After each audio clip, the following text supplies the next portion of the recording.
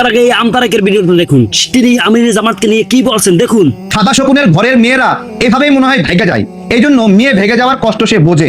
দেখেন করছে আর তুলনা করতেছে প্রধানমন্ত্রীর মেয়ের সঙ্গে। চলেন আমরা দেখি।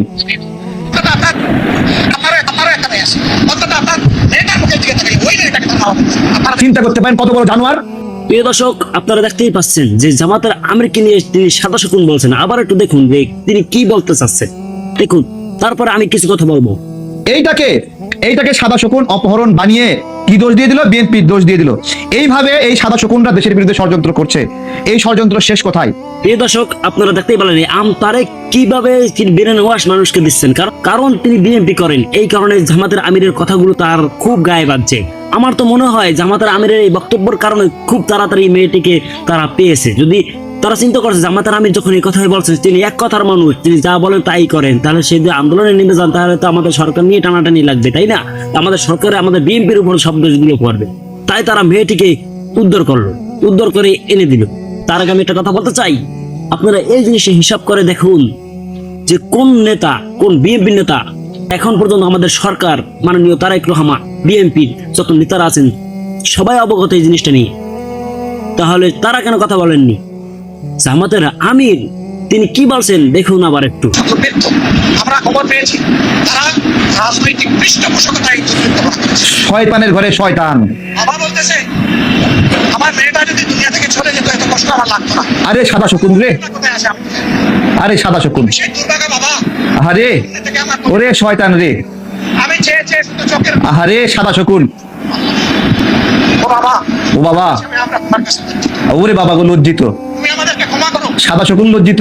সরকারকে বলবো প্রধানমন্ত্রীর হস্তক্ষেপে আহারে, সচিবালয়ের একজন কর্মকর্তা কর্মচারীর এক ছেলেকে আহারে, অপহরণ করা হয়েছে। আহারে, আপনার মেয়েটার মুখের দিকে তাকাই, ওই মেয়েটাকে তার মা বলেছে আর যাতে কোনো দুর্বৃত্ত বাংলাদেশে আহারে।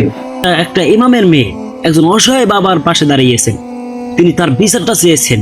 সেখানে তিনি কি ভুল করেছেন ভাই? আপনাদের কাছে একটু আমার প্রশ্ন, আপনি যদি আপনার ভাইয়ের অথবা আপনার আশেপাশের যদি কোনো প্রতিবেশী বিপদে আপদে আপনি দাঁড়ান, তাহলে কি আপনার দোষ হয়ে যাবে?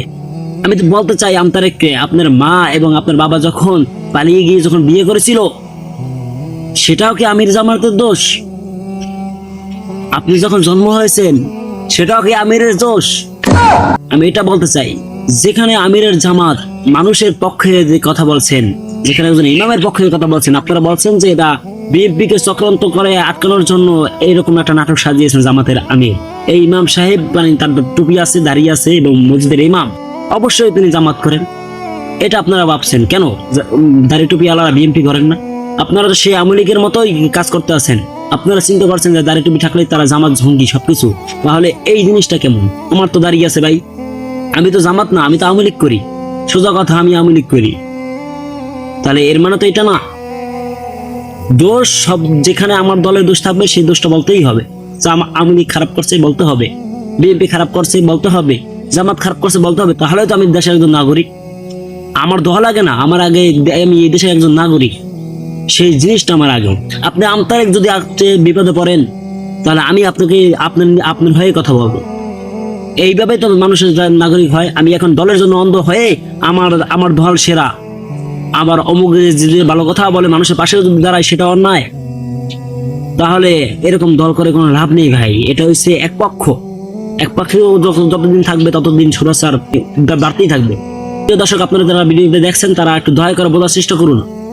এখানে আমিরের জামিদ একজন অসহায় বাবার কাছে দাঁড়িয়েছেন এবং এখানে মাননীয় প্রধানমন্ত্রীর যে মেয়ে রয়েছেন, মাননীয় প্রধানমন্ত্রীর মেয়ে হিসেবে বলছেন যে আপনারও একটা মেয়ে আছে, সেই মেয়ের দিকে তাকিয়ে আপনি এই ইমামের মেয়েকে তার কাছে ফিরিয়ে দিন। এই ঘটনাকে এই সাদা শকুন কোন পর্যায়ে ব্যাখ্যা করলো? চোখে স্যাপ দিয়ে এবং প্রধানমন্ত্রীর মেয়ের সঙ্গে তুলনা করলো যে আপনারও একটা মেয়ে আছে। সেখানে তিনি কি এমন অন্যায় বলছেন?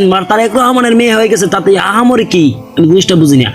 তারেক রহমানের মেয়েও যেরকম আমরা সেরকম। তারেক রহমানের অস্তিত্ব আছে শুধু খালেদা জিয়ার জন্য, খালেদা জিয়ার অস্তিত্ব আছে শুধু জিয়াউর রহমানের জন্য, জিয়াউর রহমানের অস্তিত্ব আছে শেখ মুজিবুরের জন্য, শেখ মুজিবুরের অস্তিত্ব আছে শেরে বাংলা একে ফজলুল হকের জন্য। ইতিহাস আগে গাটুন, তারপর কথা বলতে আসুন। অন্ধ হয়ে কোনো লাভ নেই, দলের জন্য অন্ধ হয়ে কোনো লাভ নাই রে ভাই। যোগ্যতা কি আছে দেখান।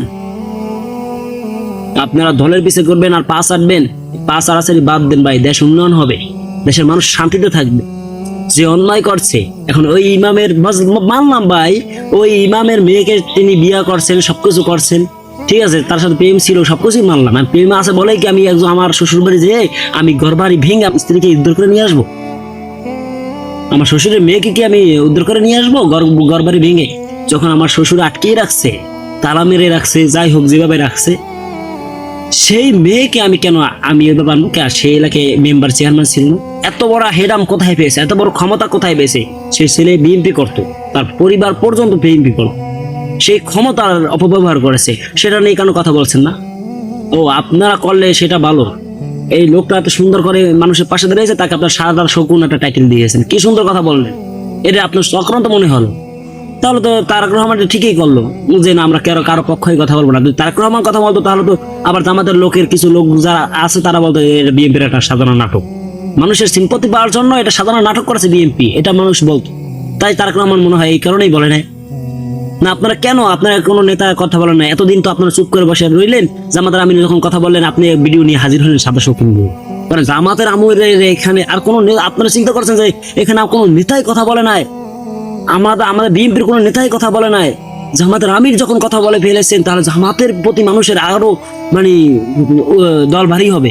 এই কারণে আপনারা জামাতের বিরুদ্ধে লেগে গেছেন, তাই না? তার আগে আপনারা কোথায় ছিলেন? 3-4 দিন ধরে যখন এটা নিউজ হলো টোটাল বাংলাদেশে, টোটাল মিডিয়ায়, টোটাল কন্টেন্ট ক্রিয়েটরে তারা এটা নিয়ে ভিডিও করেছে, প্রতিবাদ করেছে, তখন আপনারা কোথায় ছিলেন? এখন জামাতের আমির কথা বলছেন, এখন আপনাদের উতলাই গেছে, ধোকাই গেছে, তাই না? ভালো হয়ে যান, দেশকে সুন্দর করে সামনের দিকে এগিয়ে নিয়ে যান, এটাই আমরা চাই। নয়তো আপনাদের পতন কিভাবে হবে আপনারা টেরও পাবেন না। আজকে আপনাদের কর্মকাণ্ড নিয়ে মানুষ অকৃষ্ট, আপনাদেরকে মানুষ ঘৃণা করে। আপনারা জিজ্ঞেস করে দেখুন আশেপাশে মানুষের কাছ থেকে, বিএনপি আওয়ামী লীগকে যতটা ঘৃণা না করে তার চেয়ে বেশি ঘৃণা করে আপনাদেরকে। কিন্তু এখনো সময় আছে, আপনারা দেশের জন্য করুন এবং অন্যায়ের বিরুদ্ধে রুখে দাঁড়ান, তাহলে আপনাদের মানুষ মাথায় তুলে নাচবে ইনশাআল্লাহ। আপনারা তো জিয়াউর রহমানের মানে আদর্শ নিয়ে বলেন, জিয়াউর রহমান আদর্শ, জিয়াউর রহমান আদর্শ, কই জিয়াউর রহমান আদর্শ তো আপনাদের ভিতরে নেই ভাই। আপনারা তো 5-8 গ্রুপ, জিয়াউর রহমান কারো 5-8 নাই।